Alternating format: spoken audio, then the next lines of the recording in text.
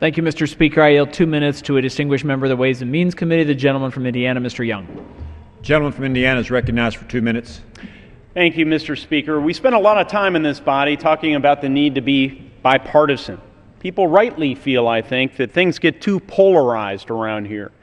I think back to the mid-90s when Republicans controlled the House back then. We had a Democrat president, and people back then thought things were a bit too polarized as well.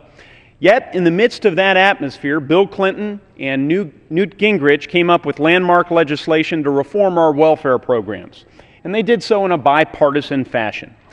One of the keys to the success of those reforms were the work requirements provisions. It led to more jobs, bigger paychecks, and fewer people in poverty, children in particular. As President Clinton said at the time, first and foremost, welfare reform should be about moving people from welfare to work.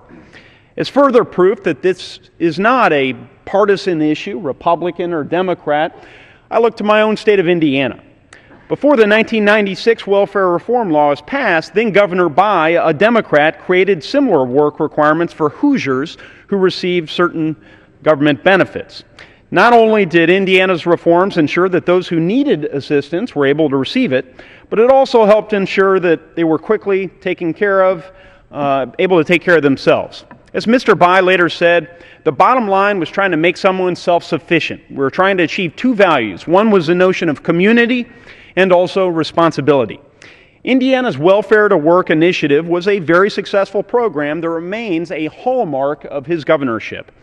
With bipartisan consensus on this issue, and for all the talk in Washington about the need to be bipartisan, work across the aisle, it amazes me that HHS would unilaterally try and waive these work provisions. The welfare reform of the 1990s lifted millions out of poverty and put them on a path to self-sufficiency. It was a signature bill for bipartisanship in this town. Let's not undo these positive results by allowing HHS to gut key provisions of this bill. I yield the gentleman an additional 30 seconds. I encourage all my colleagues to recognized for 30 seconds. Vote in support of this bill, and I yield back. Gentleman,